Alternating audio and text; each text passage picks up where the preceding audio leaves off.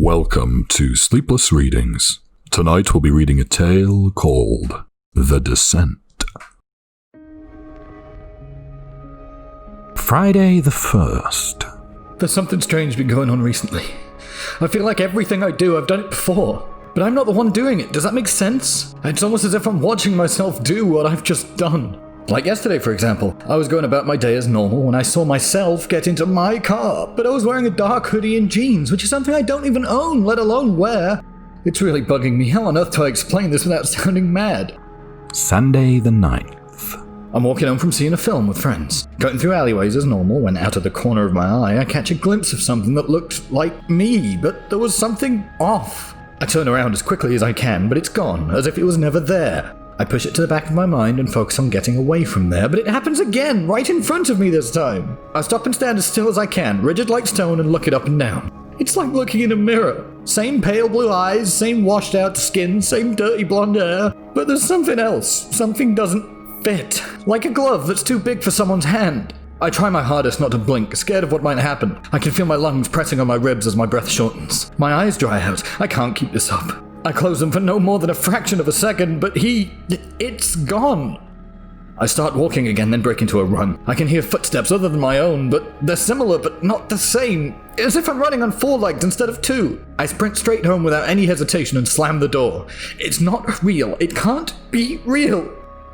Thursday the 13th.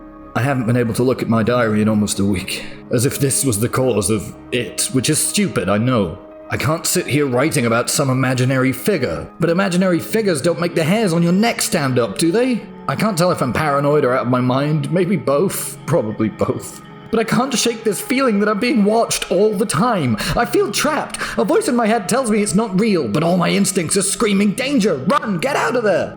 I haven't slept a wink since Sunday, which probably hasn't helped, but my mind won't rest anymore. It's like my brain's running away from me, trying to crawl from my skull. My room has become my hell. My mum must want to kill me or send me to a shrink for pacing all day and night. I also keep seeing this other bed that I don't remember being here before. Maybe I should see a doctor or a psychiatrist or someone, anyone. I'm not safe in this house. There's someone or something here with me, just out of sight. Could it be him? The thing I saw last month? No, that's crazy. It can't be. But there's someone here. I'm sure of it. Maybe I am crazy. Tuesday.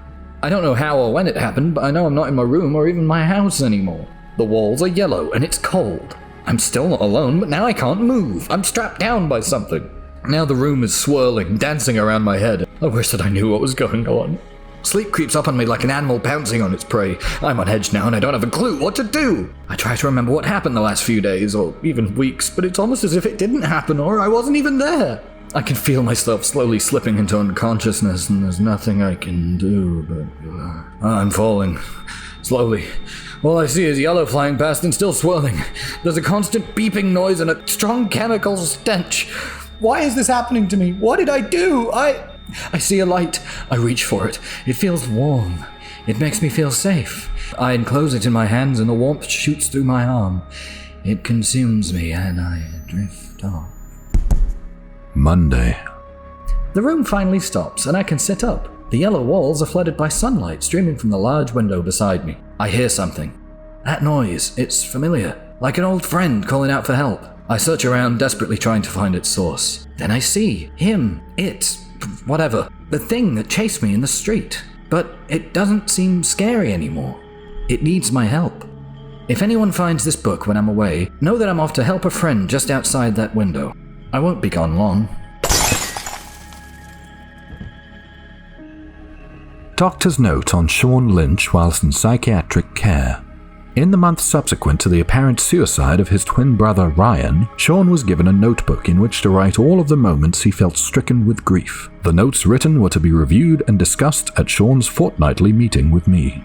However, he did not appear at any of our scheduled meetings, and so I decided to visit him personally instead of sending a colleague, as to not cause him any alarm. I found Sean curled up in the corner of his room, shaking. He was then admitted to the local psychiatric hospital where he was sedated, and it was determined that he had suffered a psychotic break due to feeling responsible for the loss of his brother's life. Sean took his own life on the 10th of April 2017, whilst in his hospital room. An eyewitness has reported hearing him shout that he was going to help an old friend, and promised he wouldn't be long, before breaking and falling through the second-floor window onto the ground below. My condolences go to the family in this painful time. In the case of his notebook, Sean only recorded 3 inserts in the time he possessed it, but was reported to be talking to himself on multiple occasions, sometimes having full conversations. This case, along with the mysterious happenings of his brother's suicide, will prove useful in furthering our understanding in psychological science. Signed, Dr. B. Smith.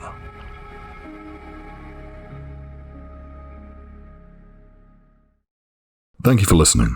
That was The Descent. Please consider subscribing for more. I release a new story every Sunday. And as always, stay sleepless.